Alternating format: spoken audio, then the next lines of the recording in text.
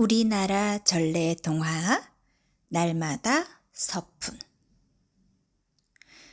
옛날 어느 작은 마을에 혼자 사는 아이가 있었어요. 아이는 이 집 저 집 일을 거들어 주면서 어렵게 살았지요. 하루는 이웃집 심부름을 해주고 돈 서푼을 받아 집으로 가고 있었어요.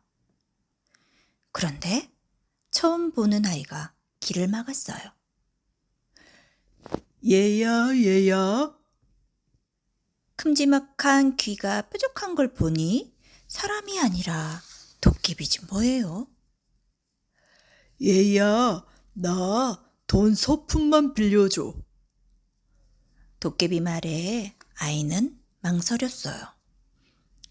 도깨비는 뭐든 깜빡깜빡 잘 까먹는다고 들었거든요. 돈 빌려간 걸 까먹고 안 갚으면 어떡해요. 하지만 딱히 핑계댈 게 없었어요. 자, 여기 있어. 까먹지 말고 꼭 갚아야 해. 아, 그럼. 걱정 마. 아이는 도깨비에게 돈 서푼을 빌려주었어요. 다음날 저녁 아이가 집에 있는데 누가 부르는 거예요. 얘야. 내다보니 어제 그 도깨비예요. 빌려간 돈 서푼 가져왔다? 아이는 다행이다 싶었어요. 도깨비는 아이에게 돈 서푼을 주고는 휘적휘적 가버렸지요. 그런데 그 다음 날도 도깨비가 돈 서푼을 주고 가지 뭐예요? 얘야. 빌려간 돈 가져왔다? 응? 어제 저녁에도 갚았잖아. 내가 언제 갚았다고 그래? 어서 받아. 글쎄, 도깨비가 돈 서푼 빌려간 것만 기억하고 갚은 건 까먹은 거예요. 날마다 돈이 서푼씩 생기니 아이는 점점 살림이 나아졌어요. 하루는 도깨비가 찾아왔는데 배가 고픈지 꼬르륵 소리가 나는 거예요. 너 메밀묵 먹고 갈래? 아까 쏘놨거든? 도깨비는 얼른 아이를 따라 부엌으로 들어갔어요. 그런데 찌그러진 냄비를 보더니 도깨비가 혀를 끌끌 차는 거예요. 저 냄비 못 쓰겠다. 우리 집에 냄비 많으니 하나 가져다 줄게. 도깨비는 얌얌쩝쩝 메밀묵을 먹고 돌아갔어요. 그 다음날 저녁에도 도깨비가 찾아왔어요. 얘야. 여기 돈 서푼 가져왔다. 그러고는 머리에 이고 온 냄비를 내밀었어요. 여기 냄비도 가져왔다. 너 쓰렴? 이야, 정말 고맙다. 아이는 배시시 웃으며 냄비를 받았어요. 아이는 도깨비가 준 냄비에 밥을 해 먹었어요. 그리고 또 끼니 때가 되어서 밥을 하려고 냄비를 꺼냈죠. 밥이 그대로 있네? 냄비에는 김이 모락모락 나는 밥이 한가득이었어요. 바닥까지 팍팍 긁어 먹어도 냄비 뚜껑을 열면 또 밥이 한가득, 또 한가득. 바로 요술 냄비였던 거예요. 그런데 도깨비는 돈 갚은 거에다 냄비 가져다 준 것도 홀랑 까먹었나 봐요. 이제는 저녁마다 돈 서푼이랑 냄비를 꼬박꼬박 가져다 주네요. 아이는 도깨비에게서 얻은 냄비를 동네 사람들에게 하나씩 나눠주었어요. 요술 냄비 덕분에 온 동네 사람들이 배 골지 않고 밥 하나는 넉넉하게 먹을 수 있었답니다. 얘야. 빌려간 돈이랑 냄비 가져왔다. 아이가 집 앞 냇가에서 빨래를 하는데 도깨비가 찾아왔어요. 그런데 빨래 방망이를 보고 도깨비가 대뜸 그래요. 아유, 무슨 방망이가 그리 작니? 우리 집에 큰 방망이 있으니 하나 가져다 줄게. 그러고는 돈, 서푼과 냄비를 주고 갔어요. 다음 날 도깨비가 또 찾아왔어요. 얘야, 빌려간 돈이랑 냄비 가져왔다. 그리고 여기 방망이도 가져왔다. 너 쓰렴. 우와, 정말 고맙다. 잘 쓸게, 도깨비야. 아이는 방긋 웃으며 방망이를 받았어요. 아이는 도깨비가 가져다 준 방망이로 빨래를 했어요. 투닥투닥 방망이로 빨랫감을 두드리다 혼잣말로 중얼거렸죠. 새 옷 말고 새 옷 한번 입어보고 싶다. 그랬더니 반드르르한 새 옷이 뚝딱 나오지 뭐예요. 뭐든 말만 하면 나오는 도깨비 방망이였던 거예요. 도깨비는 매일매일 꼬박꼬박 돈, 서푼, 냄비 하나, 방망이 하나를 가져다 줬어요. 1년쯤 지나자 아이는 퍽 잘 먹고 잘 살게 되었죠.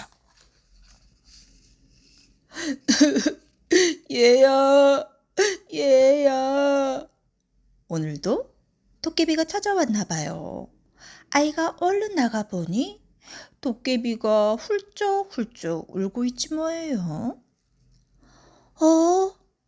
도깨비야, 왜 우니?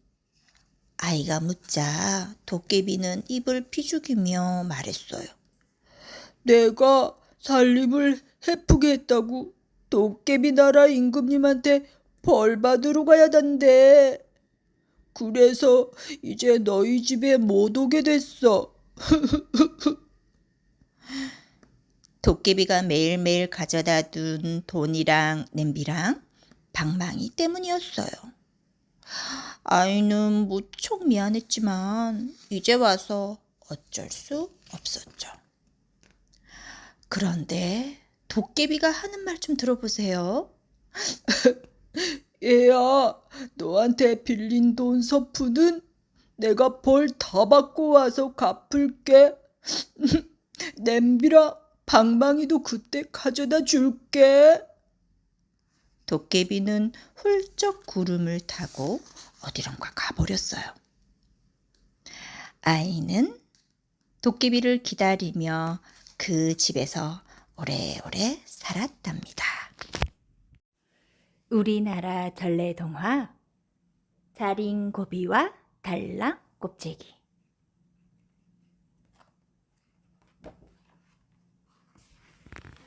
옛날에 자린고비와 달랑 곱제기 영감이 살았어요. 아이고, 저 구두쇠들 좀 봐. 저렇게 아껴서 무얼한데. 마을 사람들은 두 영감을 볼 때마다 수군거렸어요.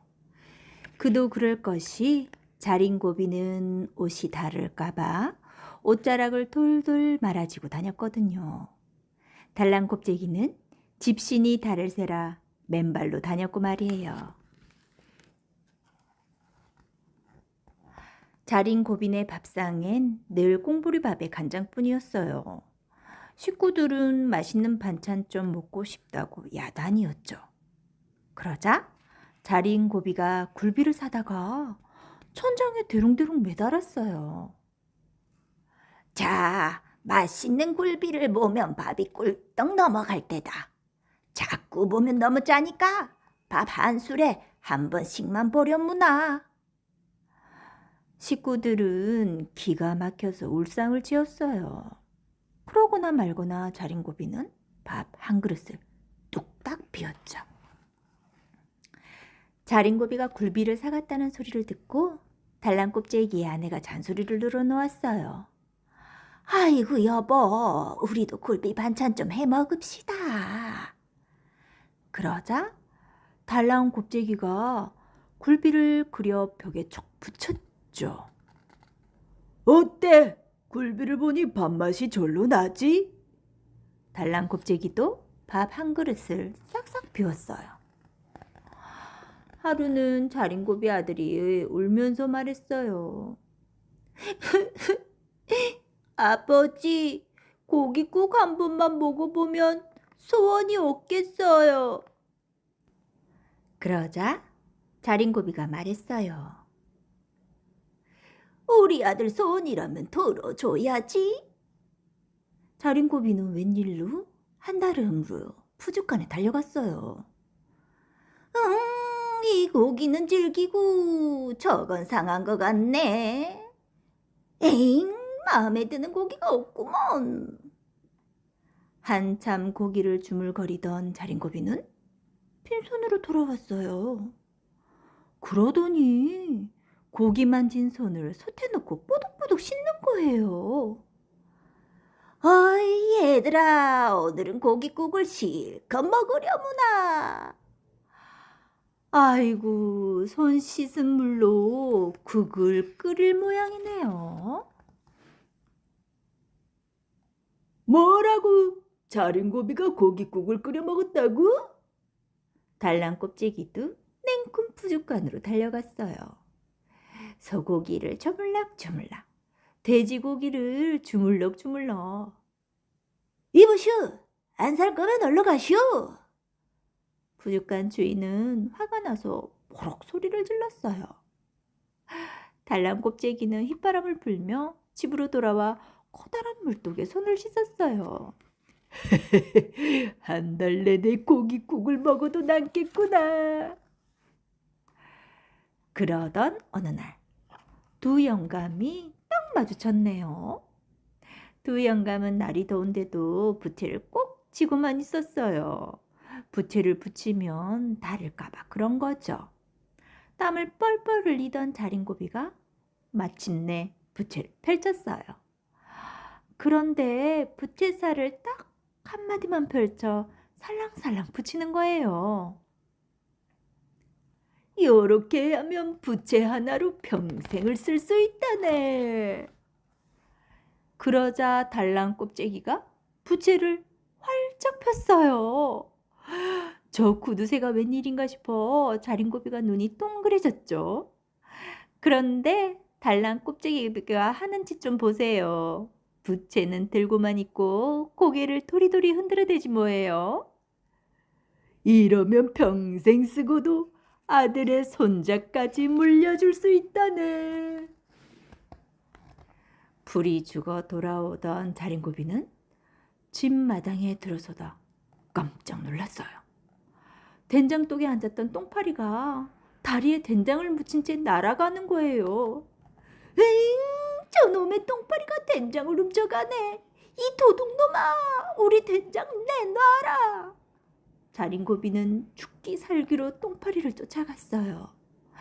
날아다니던 똥파리가 마침내 고추잎에 내려앉았죠. 이놈 잡았다.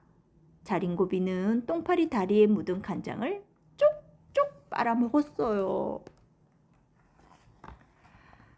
자린고비가 똥파리를 넣어주자 이번에는 달랑 곱제기가 달려들었어요. 똥파리 녀석, 개 섞어라.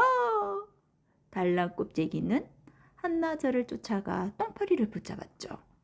그러고는 똥파리를 솥에 넣고 빡빡 씻지 뭐예요. 이것 봐라, 된장이 아직 남아있구먼. 오늘은 이걸로 된장국이나 끓여 먹어야겠다. 이 모습을 본 달랑 곱제기 아내는 어이가 없어서 뒤로 벌렁 자빠지고 말았답니다. 어느덧 추운 겨울이 왔어요. 자린고비가 잠을 자려는데 찬바람이 숭숭 들어와요. 가만히 보니 방문에 구멍이 뻥 뚫려 있었어요. 자린고비는 집안을 샅샅이 뒤져 종이를 하나 찾았어요. 하지만 구멍을 막기에는 종이가 너무 작았죠. 자린고비는 그 종이에 달랑 껍질기에게 보내는 편지를 썼어요. 답장은 꼭 길게 써서 보내게. 답장을 길게 쓰려면 큰 종이에 써야겠죠? 그 종이로 방문의 구멍을 막을 생각이었던 거예요. 기다려도 답장이 오지 않자 자린고비는 달랑 꼽재기를 찾아갔어요. 그런데 자기가 편지를 써서 보낸 종이가 달랑 꼽재기 집 방문에 떡하니 붙어 있는 거예요. 자린고비가 종이를 뜯어 돌아가는데 달랑 꼽재기가 소리쳤어요. 종이 뒤에 붙은 내 밥풀은 놓고 가야지. 자린고비는 밥풀을 안 주려고 불이 나게 달려갔어요. 쫓고 쫓기던 자린고비와 달랑꼽재기는 길 한가운데 멈춰 섰어요. 동네 아이들이 꾀재재한 옷차림으로 동냥을 하고 있었거든요. 할아버지, 배가 고파요. 밥 한 동이만 주세요. 아이들이 울먹이며 말했어요. 참 딱하구먼. 겨울이라 먹을 게 똑 떨어진 모양이네. 두 영감은 누가 먼저랄 것도 없이 서둘러 집으로 달려갔어요. 자, 천하제일 구두쇠 자린고비의 쌀을 받게. 무슨 소리? 나야말로 최고의 구두쇠지. 달랑꼽재기 쌀이 더 맛있다네. 두 영감은 곳간에 쌓여있던 쌀을 꺼내 마을 사람들에게 나눠주었어요. 그 덕분에 마을 사람들은 겨울을 훈훈하게 날 수 있었대요. 그 뒤로 마을 사람들은 두 영감을 흉보지 않았어요. 아낄 때는 지독하게 굴었지만 베풀 때는 아낌없이 주었으니까 말이에요. 우리나라 전래동화 박박 바가지. 옛날 어느 마을에 할아버지랑 할머니가 살았어요. 어느 쌀쌀한 봄밤 할아버지랑 할머니는 일찌감치 잠자리에 들었지요. 아이고, 몸이 으슬으슬하구먼. 할아버지는 이불을 푹 뒤집어 썼어요. 밤이 깊어갈 무렵 할아버지 집에 도둑이 숨어들었어요. 도둑은 바짝 움츠리고 살금살금 툇마루 위에 올랐어요. 그런데 움직일 때마다 삐그덕삐그덕 소리가 나는 거예요. 어휴, 이러다 들키겠네. 도둑은 심장이 발랑발랑 뛰었어요. 영감, 뭔 소리 못 들었수? 잠기 밝은 할머니가 물었어요. 할아버지는 너무 졸려서 가까스로 대꾸했지요. 그야 쥐들이 설치는 소리겠지. 간이 콩알만해진 도둑은 재빨리 지 흉내를 냈어요. 찍찍찍찍찍찍. 아니야, 이건 쥐 소리가 아닌데. 할머니가 보챘지만 할아버지는 꾹 돌아 누워버렸어요. 쥐가 아니면 고양이 소리인 게지. 도둑은 다시 고양이 흉내를 냈어요. 야옹, 야옹. 아이고, 무슨 고양이 소리가 저렇담. 할머니는 옷을 챙겨 입으며 일어나 앉았어요. 영감, 아무래도 좀 이상해요. 일어나서 한번 나가 보구려. 할아버지는 귀찮아서 아무렇게나 둘러댔어요. 아유, 고양이가 아니라 개요, 개. 도둑은 또 얼른 개 짖는 소리를 냈어요. 왜. 아니야, 저건 우리 바둑이 소리가 아니야. 꼭 사람이 내는 소리 같구먼. 할머니의 말에 도둑은 심장이 쿵 내려앉았어요. 그런데 할아버지가 또 이러는 거예요. 어허, 개가 아니면 소겠지, 소. 도둑은 진땀을 뚝뚝 흘리며 소 울음소리를 흉내냈어요. 음메, 음메. 아이고, 아니라니까요, 영감. 외양간에 잘 메어놓은 우리 누렁이가 왜 툇마루에 와서 울겠어요? 할머니가 따지자 할아버지도 대꾸를 못했어요. 눈만 꼼뻑꼼뻑하다 슬며시 일어나 앉았죠. 오호, 소가 아니면 그게, 오호, 그럼 코끼리인가? 코끼리라니! 도둑은 식은땀이 주르르 흘러내렸어요. 아이고, 코끼리라는 놈은 본 적도 없는데.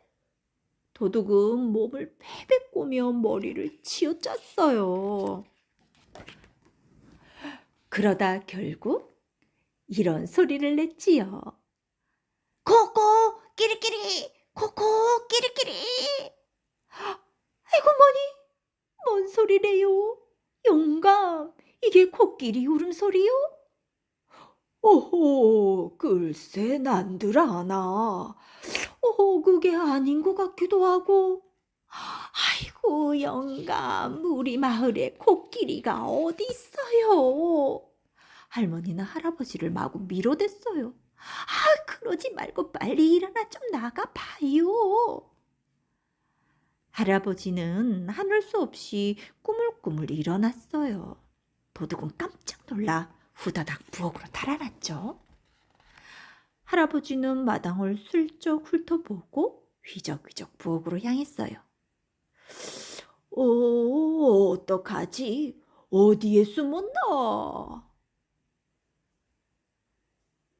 도둑은 부엌에 들어가서 안절부절 갈팡질팡하다가 마침 눈에 띄인 물독으로 들어갔어요. 그러고는 동동 떠있는 바가지를 잽싸게 머리에 뒤집어 썼지요. 할아버지는 부엌을 휘휘 둘러보다가 물독에 떠있는 바가지에 눈이 갔어요. 오, 이건 바가지가 맞나? 할아버지는 바가지를 톡톡 두드렸어요. 도둑은 까무라치게 놀라 얼떨결에 소리쳤죠. 박박 바가지 박박 바가지. 호호호, 박박거리는 걸 보니 바가지가 맞네, 맞아. 할아버지는 고개를 끄덕이며 도로 들어갔어요. 할멈, 그건 바가지 소리였어. 이제 맘 놓고 잠이나 잡시다. 아니, 바가지가 어떻게 소리를 낸대요? 박박 바가지, 박박 바가지, 그러던데? 아이고, 그놈이 바로 도둑놈이지 뭐유, 영감. 뭐라고? 도둑놈? 그제야 정신이 번쩍 든 할아버지는 몽둥이를 들고 부엌으로 뛰어들어갔어요. 하지만 도둑은 벌써 꽁지가 빠져라 달아나던 참이었죠. 도둑은 숨이 차 헉헉대면서도 얼빠진 듯 중얼거렸답니다. 박박 바가지, 박박 바가지. 우리나라 전래동화 호랑이와 곶감. 옛날 깊은 산속에 덩치 큰 호랑이가 살았어요. 어느 추운 겨울날 호랑이는 배가 고파서 온 산을 뒤지고 다녔어요. 그런데 눈을 씻고 보아도 먹을 게 없었어요. 에이, 이러다가 굶어 죽겠네. 마을에 가서 소라도 잡아먹어야겠다. 호랑이는 어슬렁어슬렁 사람들이 사는 마을로 내려갔어요. 호랑이는 어느 초가집 마당으로 들어갔죠. 바로 그때 아기가 빽빽 울기 시작했어요. 아가, 마당에 호랑이 왔다. 뚝. 아기 엄마의 말에 호랑이는 깜짝 놀랐어요. 거참 신기하네. 내가 온 걸 어찌 알았지? 호랑이는 마루로 훌러덩 올라갔어요. 아가, 호랑이가 마루까지 왔다. 뚝. 호랑이는 문고리를 슬쩍 잡았죠. 아가, 호랑이가 방문 연다. 뚝. 그래도 아기는 계속 울어대요. 호랑이가 방문을 열까 말까 하는데, 아휴, 아가, 여기 곶감 있다. 뚝. 그런데 이게 웬일이에요? 아기가 울음을 뚝 그쳤어요. 아니 내가 왔대도 무서워하지 않던 녀석이 곶감이 뭐라고 울음을 뚝 끊쳐. 호랑이는 덜컥 겁이 났어요. 곶감이란 놈이 나보다 더 무서운가? 호랑이는 슬금슬금 뒷걸음질을 치다가 외양간으로 쑥 들어갔죠. 그 순간 뭔가 묵직한 것이 호랑이 등에 툭 올라탔어요. 호랑이는 퍼뜩 이런 생각이 들었죠. 아이쿠, 요 놈이 곶감인가 보다. 사실 호랑이 등에 올라탄 건 소를 훔치러 온 도둑이었어요. 호랑이가 소인 줄 알고 다짜고짜 올라탄 거예요. 깜깜한 밤이라 뭐가 보여야지 말이죠. 곶감아, 떨어져라 떨어져. 호랑이는 머리부터 꼬리끝까지 온몸을 정신없이 흔들어댔어요. 그럴수록 도둑은 죽어라 매달렸죠. 이놈의 소가 내가 떨어질 줄 알고? 호랑이는 마당을 뛰쳐나와 죽을 힘을 다해 달렸어요.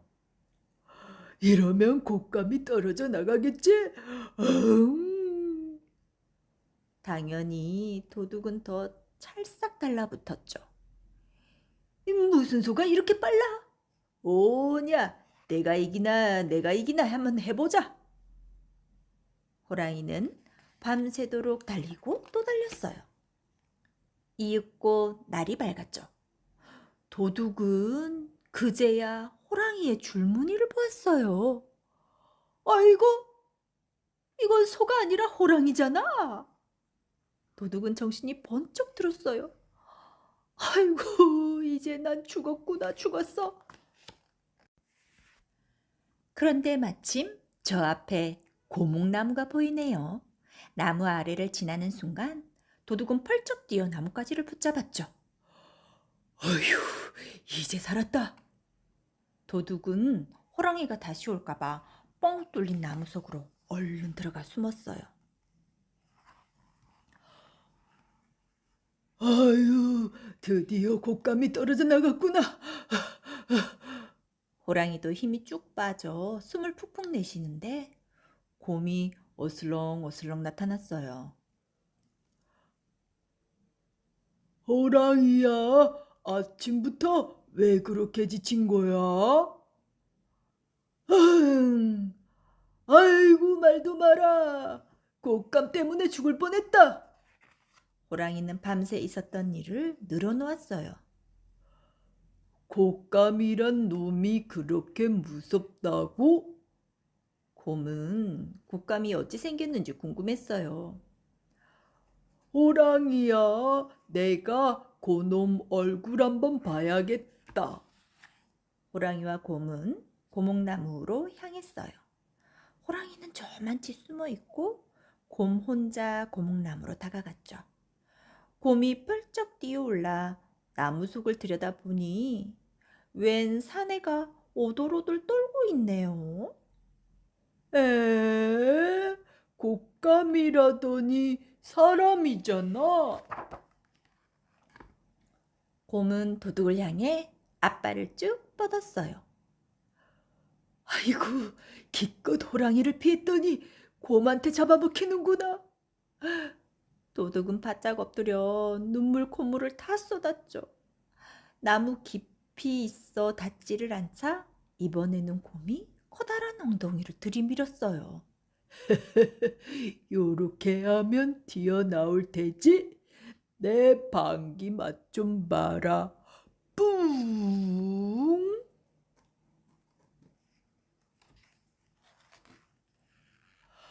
아이고, 이런 지독한 방귀가 있나? 도둑이 아무리 코를 틀어막아도 참을 수가 없었어요. 그런데 눈앞에서 곰의 꼬리가 왔다 갔다 하지 않겠어요? 에라이, 모르겠다. 도둑은 냉큼 곰의 꼬리를 붙잡아 있는 힘껏 잡아당겼어요. 아이고, 엉덩이야. 곰은 자지러지게 비명을 지르더니 엉덩이에 불이 난 듯 팔짝대다가 주랭랑을 놓았지요. 이 모습을 본 호랑이는 식은땀이 주르르 흘렀어요. 거봐, 곶감은 진짜 무서운 놈이야. 음. 호랑이도 그 길로 산을 넘어 멀리 멀리 도망쳤답니다. 우리나라 전래 동화 선녀와 나무꾼. 늦도록 장가를 못 가고 어머니랑 단둘이 사는 나무꾼이 있었어요. 하루는 나무꾼이 나무를 하는데 사슴이 헐레벌떡 뛰어오지 뭐예요. 나무꾼님, 살려주세요. 사냥꾼이 쫓아와요.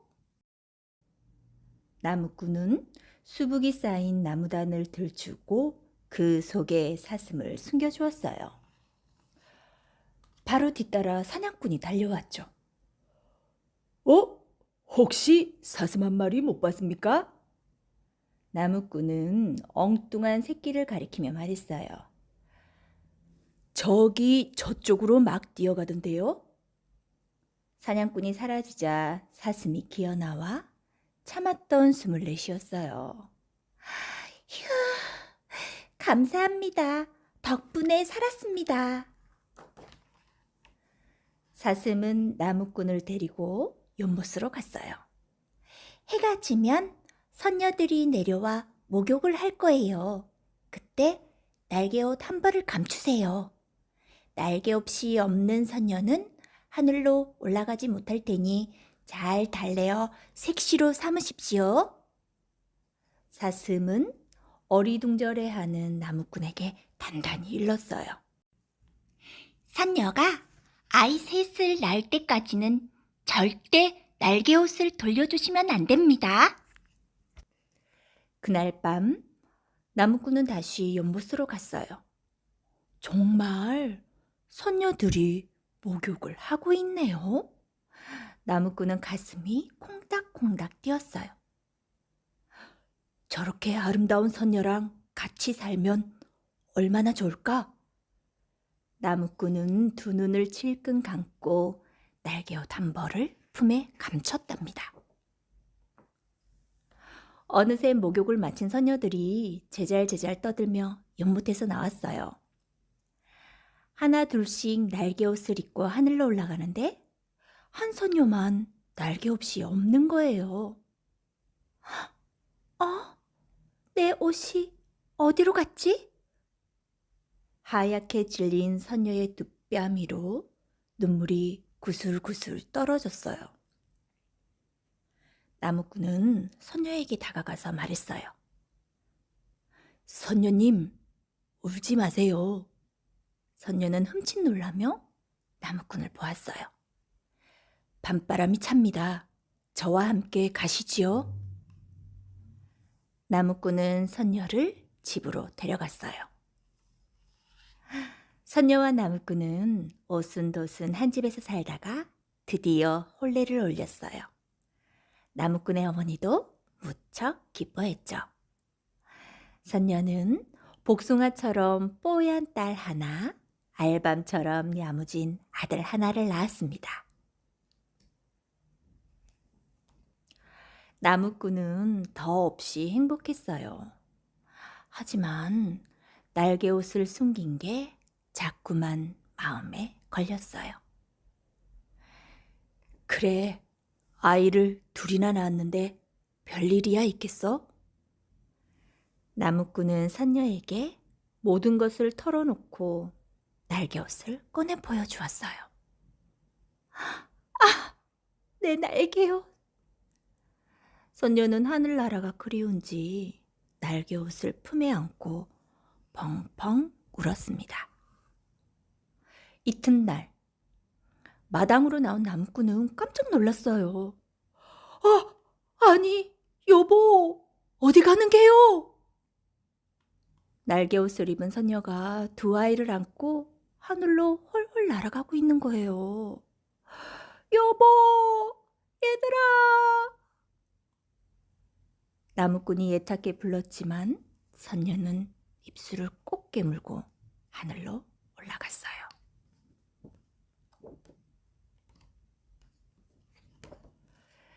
그렇게 몇 날 며칠이 지났어요. 혹시 연못에 가면 만날 수 있을지도 몰라. 나무꾼이 연못을 헤매는데 사슴이 나타났어요. 선녀들은 이제 내려오지 않는답니다. 대신 두레박으로 목욕물을 길어 올리지요. 얼마 뒤 정말로 하늘에서 두레박이 내려왔어요. 나무꾼은 얼른 두레박에 올라탔죠. 한참을 오르고 올라 마침내 하늘나라에 다다랐어요. 나무꾼이 주위를 두리번거리는데 저 멀리 선녀와 아이들이 보이네요. 두 아이가 먼저 나무꾼을 알아보고 달려왔어요. 선녀도 뒤따라 너울너울 따라왔죠. 서방님, 어찌 이곳까지 오셨어요? 당신과 아이들이 보고 싶어 견딜 수 없었다오. 나무꾼은 선녀의 두 손을 꼭 잡았어요. 선녀를 다시 만난 나무꾼은 하루하루가 꿈만 같았죠. 하지만 시간이 갈수록 홀로 계신 어머니가 생각났어요. 나무꾼이 어머니 걱정에 시름시름 앓자 선녀가 흰말을 내어주며 말했어요. 서방님, 이 말을 타고 집에 다녀오세요.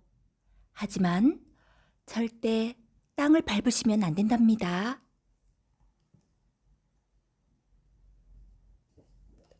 나무꾼은 말을 타고 쏜살같이 집으로 날아봤어요. 그 모습을 본 어머니가 부엌에서 달려 나오셨어요. 나무꾼은 그동안 있었던 일을 이야기하고 어머니께 마지막 인사를 올렸어요. 어머니, 부디 건강하세요. 저는 다시 하늘로 올라가야 됩니다. 아이고, 얘야, 잠깐만 기다려라. 어머니는 부랴부랴 호박죽을 떠 가지고 나오셨어요. 마침 내가 좋아하는 호박죽을 끓였으니 이거라도 먹고 가렴. 가만, 절대 땅을 밟지 말라고 했는데 말 위에서 먹는 건 괜찮겠지? 나무꾼은 어머니에게서 죽 그릇을 건네받았어요. 그런데 죽 그릇이 너무 뜨거워 말의 등에 떨어뜨리고 말았죠. 말이 화들짝 놀라 펄쩍펄쩍 뛰는 바람에 나무꾼은 바닥에 나동그라졌어요. 안 돼! 말은 혼자 하늘로 날아가 버렸어요. 그 뒤로 나무꾼은 영영 하늘나라로 올라가지 못했답니다. 우리나라 전래동화 은혜 갚은 두꺼비. 옛날 어느 마을에 마음씨 착한 소녀가 살고 있었어요. 소녀는 아버지와 단둘이 오손도손 살았지요. 하루는 소녀가 밥을 하고 있는데 두꺼비 한 마리가 집 안으로 들어왔어요. 두꺼비는 부뚜막에 올라앉아 눈만 끔뻑끔뻑 했어요. 저런, 배가 고픈 모양이구나. 소녀는 두꺼비 입에 밥알을 넣어주었어요. 두꺼비는 우물우물 받아먹었죠. 그 뒤로 매일 끼니 때가 되면 두꺼비가 찾아왔어요. 두꺼봐, 많이 먹고 쑥쑥 자라렴. 소녀는 늘 두꺼비에게 자기 밥을 나눠주었답니다. 두꺼비는 항상 소녀를 따라다녔어요. 소녀가 나물 캐러 산에 가도 따라가고 빨래하러 냇가에 가도 따라갔어요. 두꺼봐, 이따가 우리 이웃 마을에 놀러 갈까? 소녀가 물으면 두꺼비는 좋다는 듯 꽉꽉 울었어요. 소녀는 졸졸 따라다니는 두꺼비를 동생처럼 귀여워했어요. 그렇게 몇 해가 지났어요. 소녀는 아리따운 처녀가 되었어요. 주목만 하던 두꺼비는 양품만 해지더니 이제는 세숫대야만큼 커졌어요. 처녀는 다정한 누나, 두꺼비는 듬직한 남동생 같았죠. 하루는 처녀가 물 길러 움가에 갔더니 사람들이 모여 웅성거리고 있었어요. 아이고, 무서워라. 이게 무슨 일이래? 밤사이 어떤 집에서는 소가 죽고 어떤 집에서는 아기가 사라졌다는 거예요. 분명 디산 동굴에 사는 괴물짓이에요. 아이고, 또 해코지하기 전에 괴물을 달래야 해요. 사람들은 벌벌 떨며 수군거렸어요. 처녀는 물을 길어 집으로 돌아왔어요. 그런데 아버지가 우는 소리가 들렸어요. 아이고, 우리 딸은 안 돼요. 마을에서 처녀 한 명을 괴물에게 바치기로 했는데 그만 마음씨 착한 처녀가 뽑힌 거예요. 아버지와 처녀는 부둥켜 안고 목 놓아 울었어요. 날이 밝으면 처녀는 괴물이 사는 뒷산 동굴로 가야 해요. 처녀는 무섭고 겁이 났어요. 처녀가 부엌에 앉아 울고 있는데 두꺼비가 슬그머니 옆에 와서 앉았어요. 두꺼봐, 나 없으면 누가 너한테 밥을 줄까? 두꺼비도 눈물을 뚝뚝 흘렸어요. 다음 날 처녀는 가마를 타고 동굴로 향했어요. 처녀가 밖을 내다보니 두꺼비가 따라오고 있었어요. 두꺼봐, 두꺼봐 따라오지 마. 이 길은 저승 가는 길이야. 얼른 돌아가렴. 처녀가 두꺼비에게 말했어요. 그래도 두꺼비는 뒷산 동굴까지 따라왔어요. 사람들은 처녀를 동굴 안에 남겨놓고 마을로 돌아가 버렸어요. 오돌오돌 떠는 처녀 곁에 두꺼비가 다가와 앉았어요.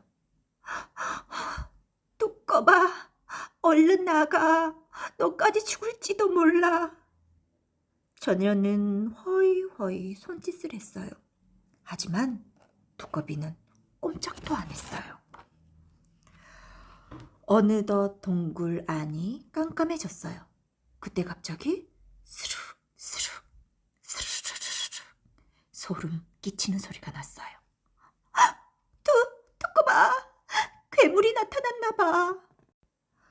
처녀가 두리번거리다 천장을 보니 엄청나게 큰 지네가 매달려 있었어요. 발이 1000개는 달린 괴물 지네였지요. 처녀는 너무 놀라 기절하고 말았어요. 그러자 지네가 천장에서 스르르 내려왔어요. 지네는 처녀의 목을 물려고 입을 크게 벌렸죠. 그때 두꺼비가 처녀의 앞을 막아섰어요. 두꺼비는 지네를 노려보며 독이 든 입김을 힘껏 내뿜었어요. 움찔하던 지네는 두꺼비를 공격하기 시작했어요. 두꺼비는 물러서지 않고 맞섰죠. 지네는 화가 나서 두꺼비의 다리를 덥석 물었어요. 두꺼비는 몸부림을 치면서도 계속 입김을 뿜었어요.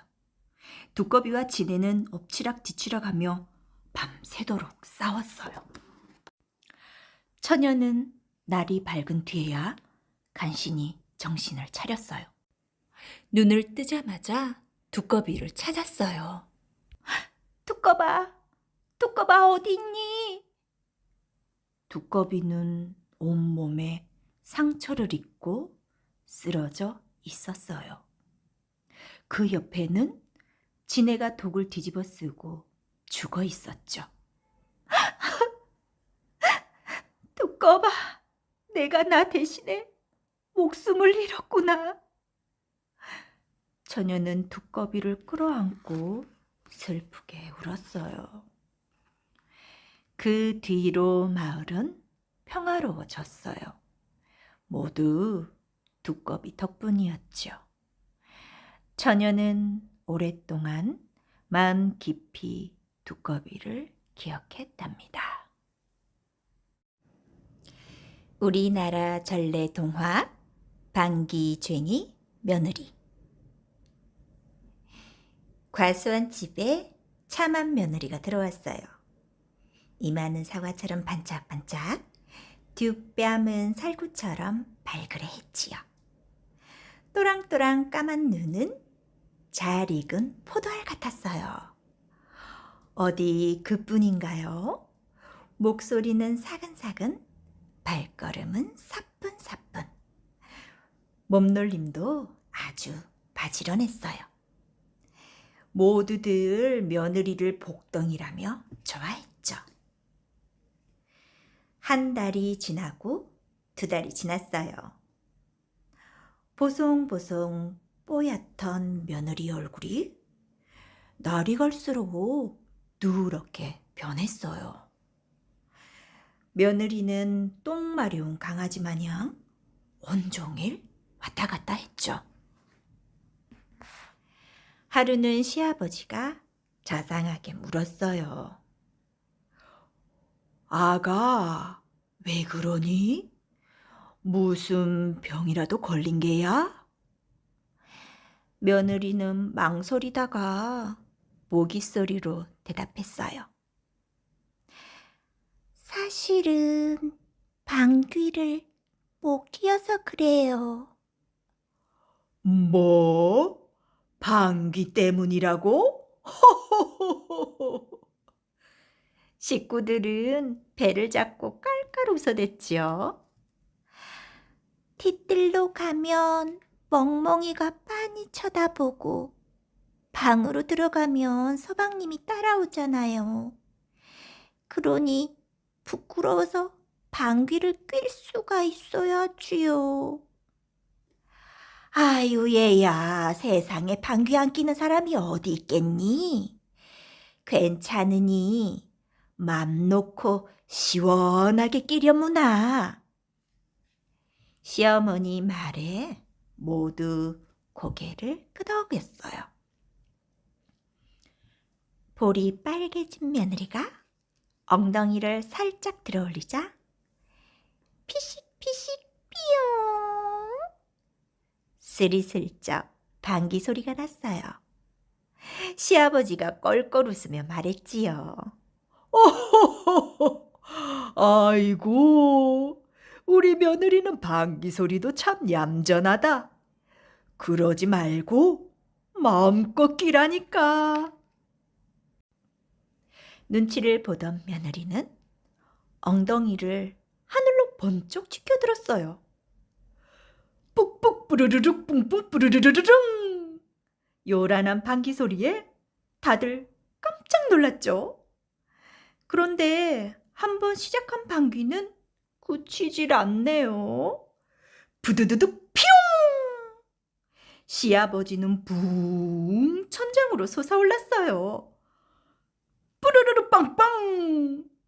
시어머니는 우당탕 지붕을 뚫고 나갔지요. 뿌뿌뿌뿌 뿡뿡! 남편은 대굴대굴 마당에 나가 떨어졌어요. 뿡뿌르뿡뿡 빵뿌라빵빵 뿡빵뿡빵 뿡뿡뿡뿡빵빵. 이제 며느리는 폭풍 같은 방귀를 뀌었어요. 기둥이 흔들흔들, 지붕은 들썩들썩. 금방이라도 집이 통째로 날아갈 것만 같았죠. 아이고 얘야, 이제 그만 좀 끼어라. 여보, 제발 멈추시오. 식구들이 소리를 질렀지만 방귀 소리 때문에 들리지 않았나 봐요. 드디어 며느리가 방귀를 멈췄어요. 집은 엉망이 되고 식구들은 죽다 살아났지요. 이거 안 되겠다. 내가 방귀를 한 번만 더 뀌었다가는 집이 모두 무너지겠다. 시아버지가 고개를 절레절레 흔들었어요. 아이고, 이러다 사람도 잡겠어요. 아휴. 얼굴이 하얗게 질린 시어머니도 한숨을 쉬었어요. 남편은 말도 못하고 멍하니 서 있었지요. 화가 난 시아버지는 며느리를 내쫓기로 했어요. 아무리 생각해도 안 되겠다. 내가 데려다 줄 테니 진정에 잠시 가 있거라.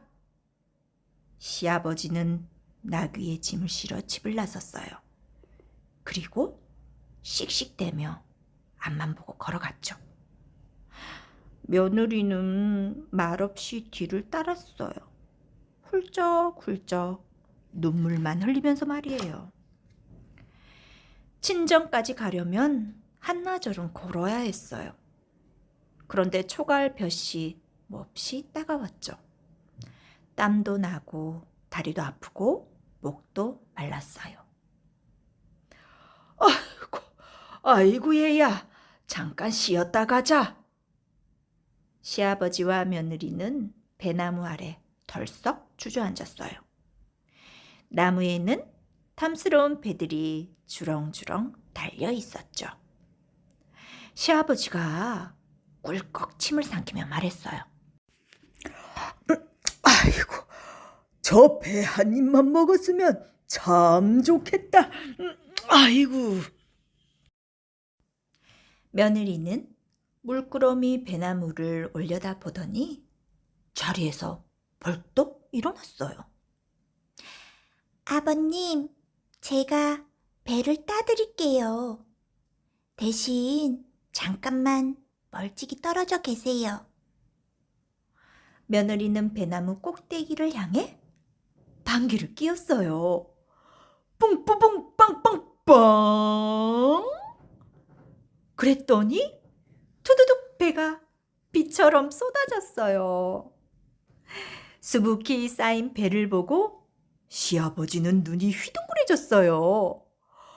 오호, 과연 대단한 방귀로구나. 시아버지는 얼른 배 하나를 집어 한 입 크게 베어 물었지요.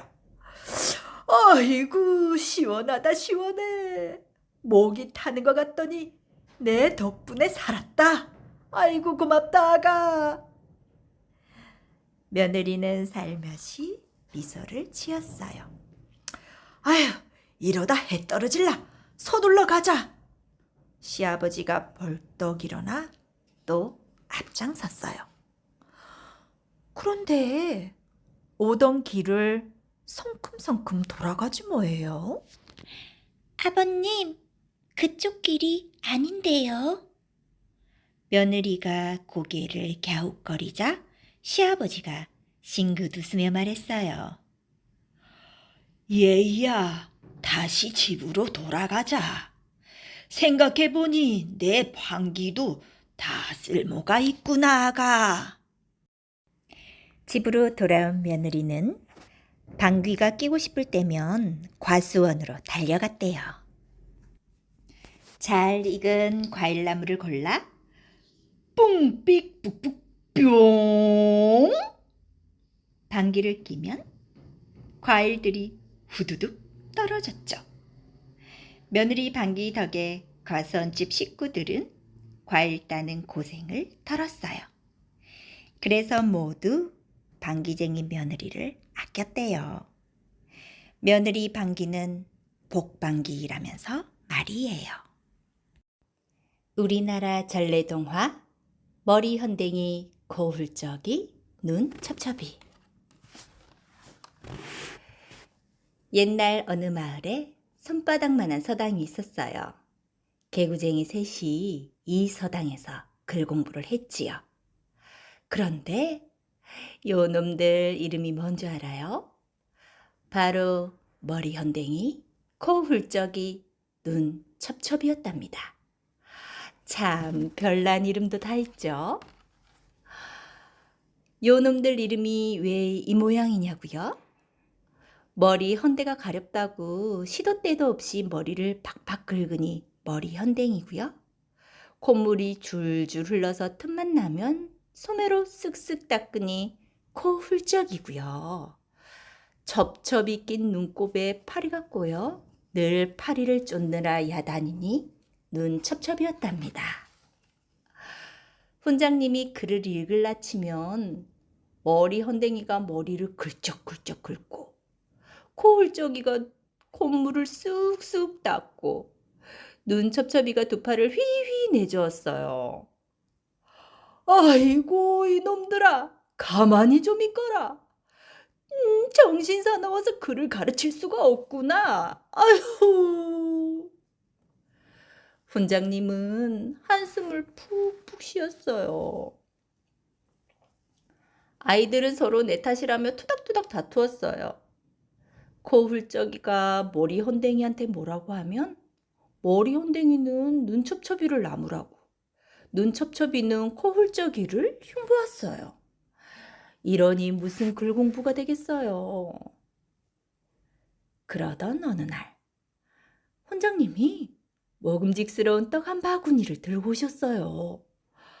떡을 보자 머리 헌댕이는 입이 해벌쭉, 코 훌쩍이는 침이 뚝뚝, 눈 첩첩이는 눈이 반짝반짝했어요. 그런데 훈장님이 이러시는 거예요. 얘들아, 요 떡 맛있겠지? 가만히 앉아있는 사람에게 떡을 주마. 이 떡은 딱 한 사람만 먹는 거야. 그러자 아이들은 눈이 동그래져서는 방석 위에 똑바로 앉았어요. 아무리 머리가 가려워도, 아무리 콧물이 흘러도, 아무리 파리가 들러붙어도 꾹 참았죠. 어허허, 녀석들 얌전하니 참 좋구나. 훈장님이 빙그레 웃으며 말씀하셨어요. 그런데 참는다는 게 어디 쉬운가요? 머리 헌댕이는 머리가 근질근질, 머리카락이 쭈뼛쭈뼛 섰어요. 거울짜기는 콧물이 줄줄줄, 식은땀이 주르르 흘렀지요. 눈첩첩이는 온 동네 파리가 떡지덕지, 온몸이 베베 꼬이고 말았어요. 참다 못한 머리 헌댕이가 꾀를 냈어요. 내가 재밌는 이야기 하나 해줄까? 어제 산에 갔는데 말이야. 숲속에서 노루 한 마리가 나오더라고. 그런데 그 노루가 뿔이 얼마나 많은지 여기도 뿔, 저기도 뿔. 머리 헌댕이는 머리에 뿔난 흉내를 내며 가려운 곳을 꾹꾹 눌렸어요. 그 모습을 본 코울짜기가 얼른 이야기를 이어받았어요. 그래, 그 노루를 잡으려고 사냥꾼이 활을 쐈잖아.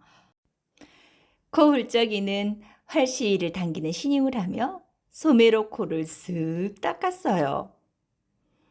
이리 가면 이리 쏘고 저리 가면 저리 쏘고. 코울짜기는 계속 활을 쏘는 척하며 코를 실컷 닦았죠. 아니야, 아니야. 눈첩첩이도 얼른 끼어들었어요. 노루는 뿔이 없었어. 사냥꾼도 활을 쏘지 않았단 말이야. 눈첩첩이는 고개를 절레절레 흔들고 두 손을 마구 내저으며 파리를 내쫓았어요. 새 친구는 계속 이야기를 하며 팍팍팍, 쓱쓱쓱, 휘휘휘휘휘 정신없이 머리를 긁고 코를 닦고 파리를 쫓았어요. 그 모습을 보고 훈장님은 너털웃음을 터뜨렸어요. 아이, 요 녀석들, 내가 졌다. 내가 졌어. 훈장님이 웃자 새 친구도 따라서 크게 웃어댔어요. 자기들이 생각해도 너무 웃겼거든요. 내가 괜한 내기를 시켰구나. 너희가 일부러 그런 것도 아닌데 말이야. 훈장님이 떡을 내주며 말했어요. 새 친구는 정답게 떡을 나누어 먹었죠. 그 뒤로 머리 현댕이, 거울적이, 눈첩첩이는 늘 함께 다니며 사이좋게 지냈어요. 셋은 언제나 서로 돕는 가장 좋은 친구가 되었답니다.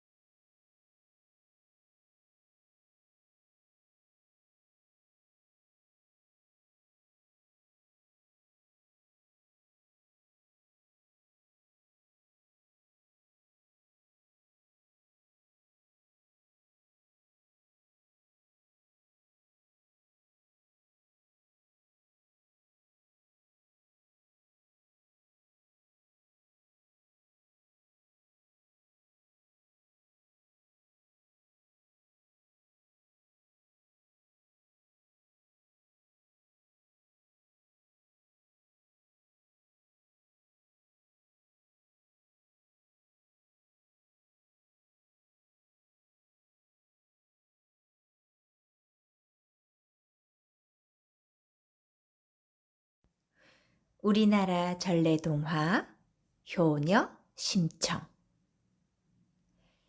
옛날 어느 마을에 앞 못 보는 신봉사와 딸 심청이 살았어요.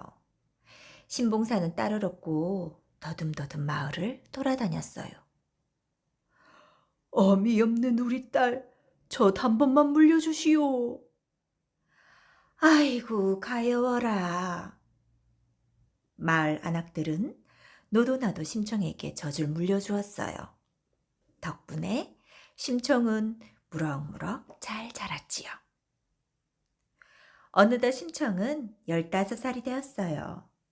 심청은 집집마다 다니며 바느질도 해주고 부엌일도 거들었어요. 그렇게 번 돈으로 아버지를 살뜰히 모셨죠. 청아, 일이 힘들지? 신복사가 걱정하면 심청은 배시시 웃으며 말했어요. 아니에요, 아버지. 하나도 안 힘들어요. 그러던 어느 날이었어요. 신봉사가 길을 가다가 개천에 퐁당 빠지고 말았어요. 때마침 지나가던 스님이 신봉사를 구해주셨죠. 감사합니다, 스님. 제가 눈이 안 보여서 그만. 그러자 스님은 혀를 차며 말했어요. 그거 참 딱하구려. 쌀 300섬을 부처님께 바치면 눈을 뜰 수 있을 텐데요. 에? 정말입니까, 스님? 눈만 뜰 수 있다면 바치다 마다요.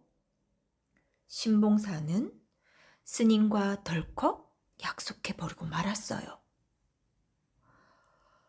이를 어찌할꼬. 집에 돌아온 신봉사는 안절부절 못했어요. 그 많은 쌀을 어디서 구할지 막막하기만 했어요. 아버지, 무슨 걱정거리가 있으세요? 신봉사가 낮에 있었던 일을 이야기하자 심청은 아버지 손을 꼭 잡으며 말했어요. 염려 마세요, 아버지. 제가 방법을 꼭 찾아볼게요. 다음 날 마을이 시끌시끌했어요. 아유, 뱃사람들 말 들었어요? 인당수 파도가 하도 심해서 바다에 바칠 처녀를 찾는다네요. 자그마치 쌀 300섬을 준다죠? 심청은 이 말을 듣고 곧장 부둣가로 갔어요. 제발 저를 인당수에 데려가 주세요. 심청은 뱃사람을 붙잡고 간절히 말했지요. 드디어 배가 떠나는 날이에요. 심청은 정성껏 아침을 차렸어요. 밖에는 뱃사람들이 와 있었지요. 아버지, 쌀 300섬을 구했으니 꼭 눈을 뜨실 겁니다. 제가 없어도 부디 건강하세요. 심청은 신봉사에게 마지막 인사를 올리고 뱃사람들을 따라 나섰어요. 신봉사는 맨발로 뛰쳐나와 바닥을 뒹굴며 울었어요. 정아, 가긴 어딜 가느냐? 너 죽고 나 눈 뜨면 그게 무슨 소용이냐, 정아. 그 모습에 뱃사람들도 울고 마을 사람들도 울었지요. 심청을 태운 배는 흘러 인당수에 다다랐어요. 갑자기 맑은 하늘이 컴컴해지더니 쏴쏴 빗줄기가 내리쳤어요. 거센 파도에 배는 금방이라도 뒤집힐 것 같았죠. 심청은 바들바들 떨리는 두 손을 모아 빌었어요. 비나이다, 비나이다. 우리 아버지 눈을 뜨게 해주소서. 그리고 시퍼런 인당수에 붕덩 뛰어들었지요. 차디찬 바닷물이 심청을 집어삼켰어요. 심청은 깊은 물속으로 점점 가라앉았지요. 눈앞에 가물가물 아버지 얼굴이 보였어요. 아, 아버지.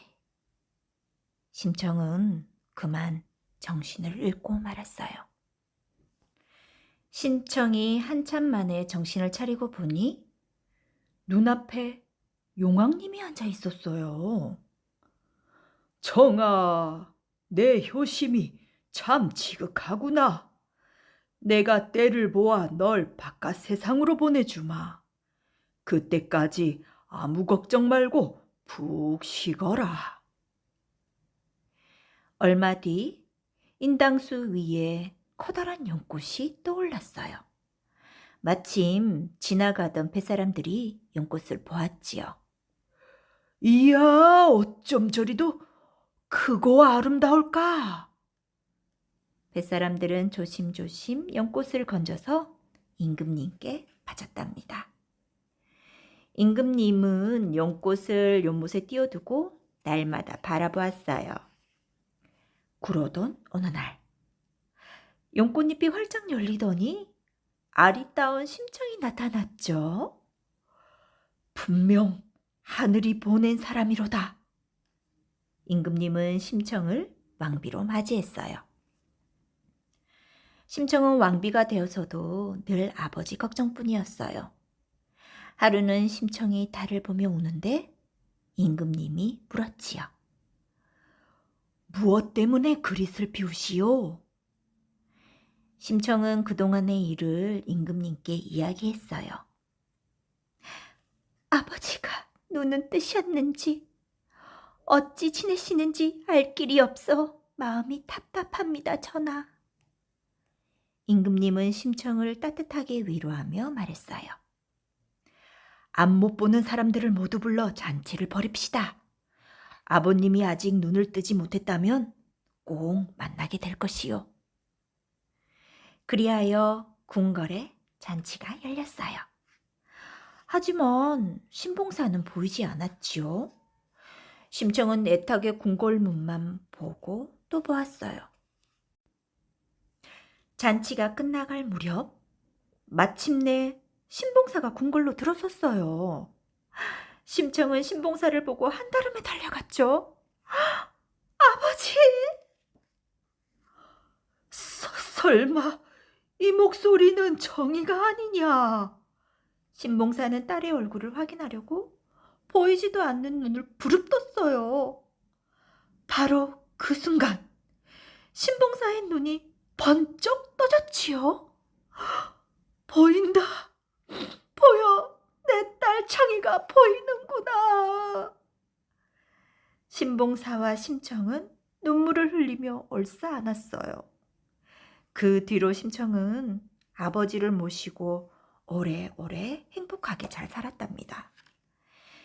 신봉사의 눈을 뜨게 한 건 쌀 300석이 아니라 아버지를 생각하는 심청의 지극한 효심이었어요.